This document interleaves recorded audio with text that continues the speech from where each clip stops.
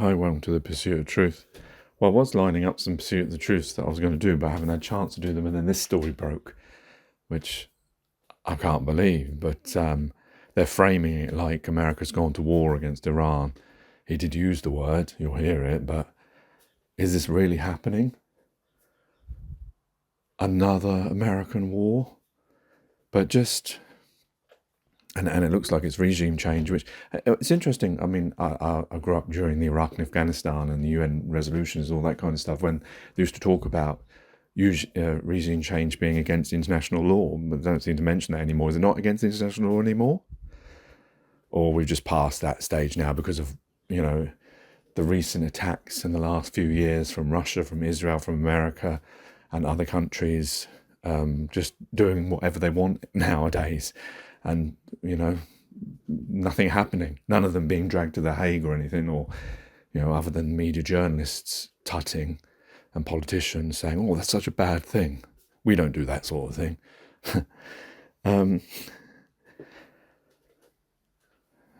But I just can't believe it. And this idea that he thinks that, once in Iran, the Iranian Revolutionary Guard are gone, that suddenly people will turn up to take over the country and democracy will flourish. I mean, if you've been in a country for years where, because everyone grows up a baby without any knowledge, and we're shaped, whichever country and time and place we're in, we're shaped, isn't it? We don't learn these ideas intrinsically, we learn them from each other, and we pass on these bad traits. That's part of the thing I talk about in the Pursuit of Truth a lot, about what we need to change. But these people, in Iran would have been, brought up with this, will they want to change? Or, will someone else who's just as bad or worse step in and take over? Will the good guys just be allowed to take over? Or will more bad guys just take over that may be even worse? That's the naivety of this. It's like, if there was a nuclear war, I always talk about, rebuilding the system, and a system not on money and on the intrinsic truth of all human beings. But I know that if there was a nuclear war and, majority of leaders were killed and then we started again, we would rebuild the same system that we had before, because that's just how we've learned. But just this idea that they didn't even question about him talking about them having weapons to hit Europe. Well, let's see then. Because I bet you any money we're not going to see any weapons even flying anywhere near Europe. It's straight out of Tony Blair and George W. Bush's playbook of dossiers of weapons of mass destruction. We're going the same, and that's the thing, like, he can just stand up there, and, like he does, and spout stuff out, and no one's going to ask, where's the evidence for this? Where's the evidence that they have weapons that can attack Europe? And that they're going to build weapons to attack America? How many years have the Iranians been building this nuclear weapon that they seem to have never been able to achieve? I mean, yeah, obviously they've been paid off to stop many times by the Americans, but it just seems like fanciful, and it just sort of goes back to that sort of Orwellian 1984 Animal Farm idea of creating a myth, and then that gives you justification. I mean, none of that's been used previous to Iran and Iraq, but we're still falling for it, He can stand up there as the most powerful man in the world and say, yeah, I've been told by intelligences that, that they have capability to hit Europe. I don't know. Even if they produce something, would we be able to believe it? Because they produced a dossier for Tony Blair, didn't they? But they never found any weapons of mass destruction, unless they stole them all. I don't know. Just a worrying time now of what's going to happen, because, even if, if he set this grenade off, and then he's going to walk away like he always seems to do, and hope that nothing's going to come out of this. I don't know. Now, I want freedom for every human being, but I don't know whether killing other human beings is the way forward. I guess, unfortunately, as we've seen throughout history, that seems to be humans' only way of sorting out problems, is killing other people and hoping that when they've killed enough, that the other side will just give in. It's a very damning statement upon humanity and our one existence and how we live it. Anyway, here's the clips from Sky News. Take care, take it easy, God bless and peace. Always been the policy of the United States, in particular my administration, that this terrorist regime can never have a nuclear weapon. I'll say it again, they can never have a nuclear weapon. That is why in Operation Midnight Hammer last June, we obliterated the regime's nuclear program at Fordow, Natanz, and Isfahan. After that attack, we warned them never to resume their malicious pursuit of nuclear weapons, and we sought repeatedly to make a deal. We tried.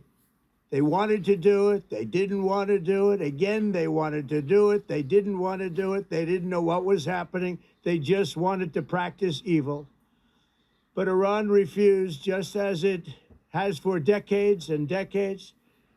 They rejected every opportunity to renounce their nuclear ambitions, and we can't take it anymore. Instead, they attempted to rebuild their nuclear program and to continue developing long-range missiles that can now threaten our very good friends and allies in Europe, our troops stationed overseas, and could soon reach the American homeland.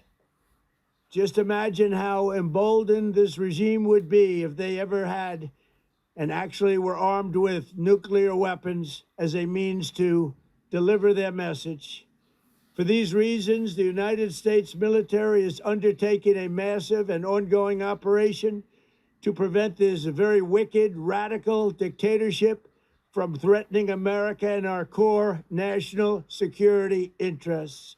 We are going to destroy their missiles and raise their missile industry to the ground. It will be totally, again, obliterated. We're going to annihilate their Navy. We're going to ensure that the region's terrorist proxies can no longer destabilize the region or the world and attack our forces and no longer use their IEDs or roadside bombs, as they are sometimes called, to so gravely wound and kill thousands and thousands of people, including many Americans. And we will ensure that Iran does not obtain a nuclear weapon. It's a very simple message. They will never have a nuclear weapon. This regime will soon learn that no one should challenge the strength and might of the United States Armed Forces. I built and rebuilt our military in my first administration, and there is no military on earth even close to its power, strength, or sophistication. My administration has taken every possible step to minimize the risk to U.S. personnel in the region. Even so, and I do not make this statement lightly, the Iranian regime seeks to kill. The lives of courageous American heroes may be lost, and we may have casualties. That often happens in war. But we're doing this not for now. We're doing this for the future, and it is a noble mission. We pray for every service member as they selflessly risk their lives to ensure that Americans and our children will never be threatened by a nuclear-armed Iran. We ask God to protect all of our heroes in harm's way, and we trust that, with his help, the men and women of the armed forces will prevail. We have the greatest in the world, and they will prevail. To the members of the Islamic Revolutionary Guard, the armed forces, and all of the police, I say tonight that you must lay down your weapons and have complete immunity, or, in the alternative, face certain death. So, lay down your arms. You will be treated fairly with total immunity, or you will face certain death. Finally, to the great, proud people of Iran, I say tonight that the hour of your freedom is at hand. Stay sheltered. Don't leave your home. It's very dangerous outside. Bombs will be dropping everywhere. When we are finished, take over your government. It will be yours to take. This will be probably your only chance for generations. That kind of thing's going to work? For many years, you have asked for America's help, but you never got it. No president was willing to do what I am willing to do tonight. Now you have a president who is giving you what you want. So let's see how you respond. America is backing you with overwhelming strength and devastating force.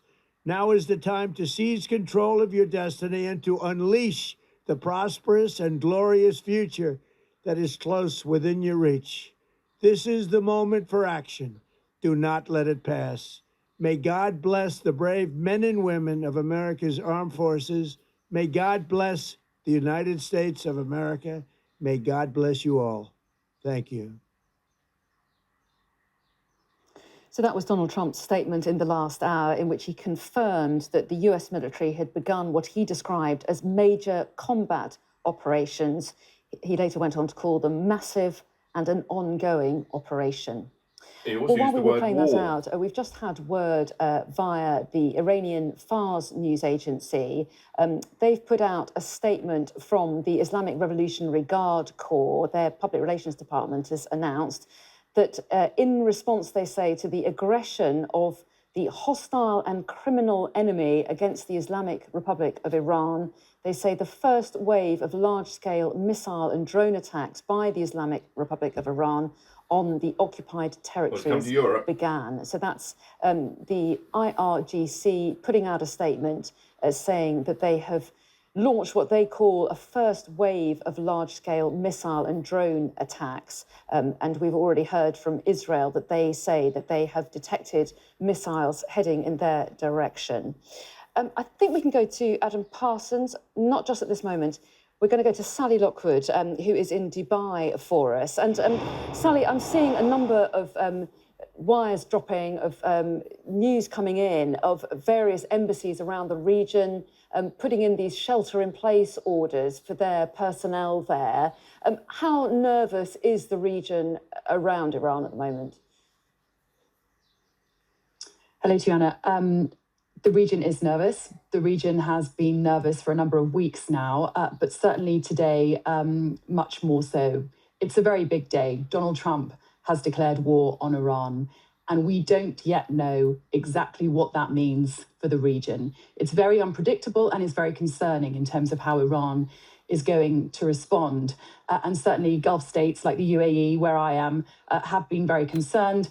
They have a policy of de-escalation, of diplomacy, because as much as they don't like the Iranian regime, they don't either want to look at potentially the prospect of what it could mean trying to overthrow the regime, because this is an existential threat for the regime and we don't know how they're going to respond. This is about survival, and their response is very unpredictable. They've already warned that American assets in the Middle East would be legitimate targets in the event of war with Iran.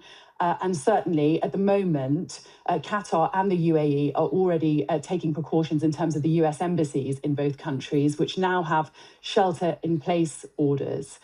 So there's an embassy in Abu Dhabi here in the UAE. There's a shelter-in-place order for the American embassy there at the moment. They also have a consulate here in Dubai, where a shelter-in-place order is also in place. Let's bring in our defence analyst, Michael Clark, now. Michael, I'm interested to get your take on the justifications for this put forward by Donald Trump. And to a certain extent, Benjamin Netanyahu as well. We heard from Donald Trump, didn't we, this sense of the American people being under threat. He said that he was doing it to protect America. He talked about Iran being the #1 state sponsor in the world and said that Iran has continued to develop its nuclear program and plans to develop missiles that can reach the US. What do you make of that? And you were talking earlier about the legality of a strike like this. Do you think that justification leans into that? Yes, he was obviously trying to do that. It was an astonishing statement. Actually, as I was watching it with you, I was thinking, is this a deep fake? Could this be an AI deep fake? Because it was a really astonishing statement.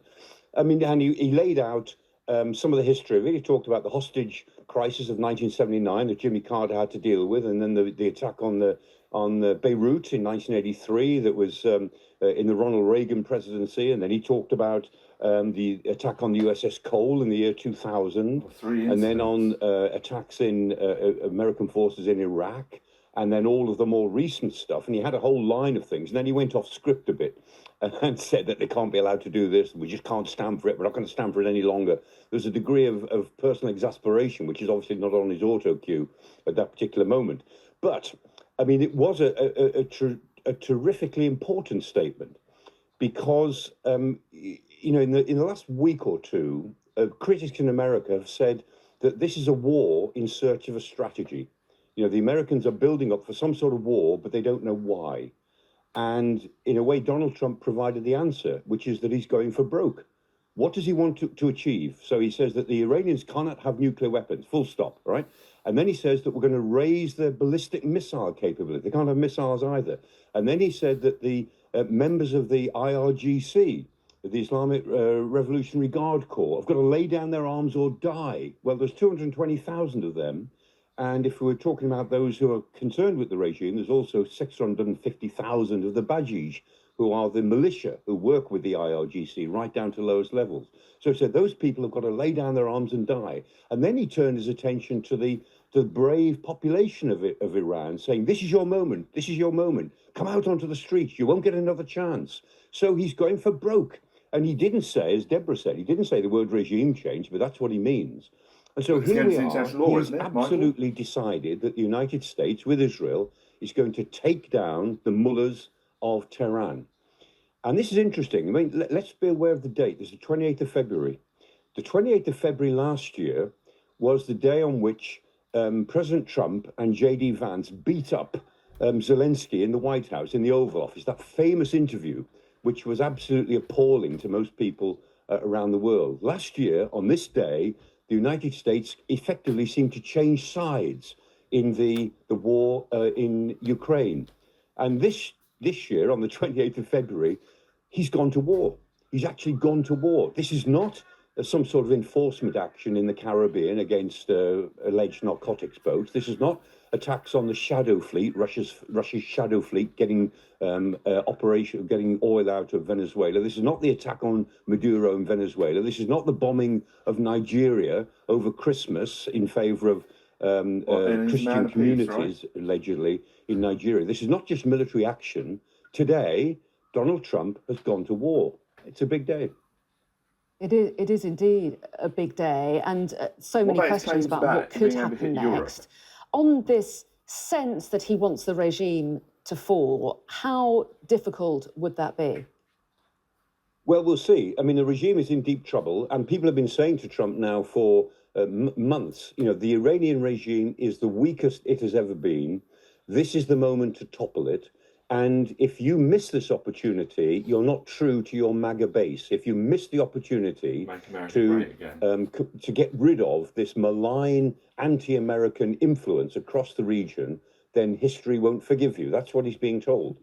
But equally, of course, another part of his MAGA base says, don't get involved in forever wars. And there is a sense in which analysts would say every president in the last 30 years has said, I want to get out of the Middle East. We have nothing to gain from being involved in the Middle East in a deep way. Every president has said that. I mean, Bush said it. Obama definitely said it. Clinton said it. Everybody tries to actually do a deal and then get out of the Middle East. And none of them have succeeded. And here is Donald Trump saying that I will fix things in the Middle East. We'll fix things with Israel. We'll produce peace in Gaza. And we'll deal with the Iranian regime, and undoubtedly, we will then be able to concentrate on the Western Hemisphere, which is the Americas, as foreshadowed in the National Security Strategy Statement of the 25th of November last year. So yes, we'll do this, and then we'll get out. Well, it'll be a neat trick if you can do it, Mr. President, because actually you're getting even further in. Now, that's not to say that this won't work. I mean, America's military power is overwhelming. The Iranian regime is very weak, but whether the people of Iran will come out onto the streets, I think, is somewhat doubtful. The idea, he said, look after yourselves, but come and take the opportunity. I'm not quite sure how they can do that, because undoubtedly, with the Americans now making war on Iran, the IRGC and the Bajis, the militia, if they're out on the streets, they'll just shoot anyone they see. They will be able to claim that anyone involved in a demonstration, anyone advancing on a government building, is obviously working for the Americans. They'll just shoot them. it would be very unwise, I would have thought, for any Iranians to come out. I think the whole country will hunker down for some considerable number of days to see what happens next. And the point is that going after the Iranian nuclear capabilities and their military is, in a sense, is not likely to help the protesters. They've got to see what happens to the government in Tehran, and whether taking down those military facilities will actually bring the government down is rather doubtful, because the opposition will stay low. They've got to. I'll be interested to hear what Reza Pahlavi said. I mean, he's the pretender to the throne, the son of the Shah of Iran. He's in the United States. He's repeatedly called for demonstrators to come out. He said, I'm here, I'm ready to come back and, run a new government, run a transitional government for you. Interesting to hear what he says, because if he tries to call people out onto the streets, he may be calling them out to their deaths. Yeah, it'd be interesting to see when America wakes up properly what the response from there is. Michael, for the moment, thanks very much indeed. Another trail there, and you can hear a jet flying overhead. It's a cloud cover over Jerusalem today. You see that large plume of smoke there from another interception. This is the soundtrack to Israel at the moment, and that's another element to it. Just that chiming sound you can hear is the alert that is now played out on mobile phones and devices across this country. That is a warning that is sent out on apps on people's phones and other devices, warning them of incoming missiles and telling them to take shelter. As you can see, my team and I are all in protective equipment. It's a very, very loud intercept there. That doesn't feel as if that one is too far away. These are some of the loudest booms and interceptions that we've heard so far this morning. And Israel is a tense country right now. In fact, smoke, I'm looking there. I never saw any, there is a plume of smoke that is just rising from a scene just. Nothing happened there. Well, that is not far away from us at all. The smoke that you can see rising there, we don't know what has caused that, but that is a venue down there which is used as a concert venue over the course of summer here in the heart of Jerusalem, and there is now smoke pouring out from that. That is just in the shadow of the old city of Jerusalem. That is extraordinarily near to some of the holiest sites in Christianity and Islam. We'll find out what has happened there, but that is smoke pouring out from there, and that followed on, as you heard, from the sound of intercepts here in the skies above Jerusalem. Well, you'll be well aware that that is an air raid siren that is being activated once again. So we're looking around us all the time to see what is happening in these skies. Let me tell you that also Israeli military have sent forces up to the border with Lebanon to preempt Hezbollah potentially joining this attack. They put forces in Syria as well. And clearly, as we know, what has preempted all of this is a coordinated attack by Israeli and American forces on Iran. Iran always said that it would respond. It said that it would that there would be a regional conflict if it were attacked. And we are receiving reports of attacks not just on Israel, but also reports of in Bahrain, the UAE, and other places in the region. So at the moment, this feels as if things are escalating extremely quickly. There's still traffic moving on the roads along there. I don't see any emergency response yet to that, but we can certainly also hear we can hear the alerts going off on phones as we speak. More thuds in the distance, more sounds of intercepts in the skies above us. Maybe you can hear those thuds beyond the cloud cover at the moment, because the clouds are relatively low. You can't necessarily see those interceptions. What you then see is sometimes the smoke after them. What I can tell you is you're beginning to feel a smell in the air, slightly acrid, burning smell, which may be coming from over there, maybe as a result of these intercepts. The streets around us here in Jerusalem are, as you would imagine, deserted. People have been told to take shelter here and across so much of Israel as they wait to see the extent of this Iranian response. Adam, you must say if you need to take cover, we really appreciate this reporting, some extraordinary scenes there. Just while you were talking, I was just looking at the latest statement from the IDF. It's lengthy, but just to pick out a few bits of it for our audience, they basically talk about the military action that they've undertaken with the US. They call it a joint, broad and powerful operation to fundamentally harm the Iranian terrorist regime. That's how they put it. They say it included an attack on dozens of military targets as part of a broad, coordinated and joint attack. They talk as well about the months leading up to the attack. They say close joint planning was carried out between the IDF and the US Army, which enabled this broad attack to be carried out, they say, with maximum synchronization and the coordination between the armies. It is lengthy. I'm just picking out individual bits.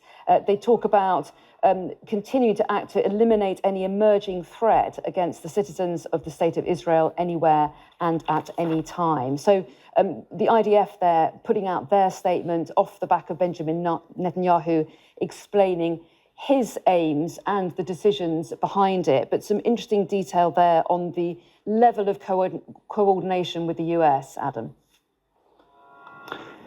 Yeah, I mean, I think this is an extraordinary moment, because this is also not just a coordinated activity by Israel and the United States, but it is apparent that the two nations have come together to try to precipitate regime change in Iran. It's something that they've talked about for so long. It's been whispered as being something they want. We saw the protests, of course, recently on the streets of Iran, where thousands of people were killed, but which did not lead to the fall of the regime. And then the talks that we saw in Geneva, it seemed as if America's real interest was in thwarting Iran's nuclear ambitions. Israel, we know, was much more focused on trying to persuade the Americans to push for a reduction in Iran's ballistic missile arsenal. And yet now what we're seeing is effectively a full frontal assault on the Iranian regime. Mossad, the Israeli intelligence service, has now launched a Persian language telegram channel, which is, to all intents and purposes, calling for an uprising against the Ayatollahs. And clearly this attack, this coordinated attack, this call for the end of the regime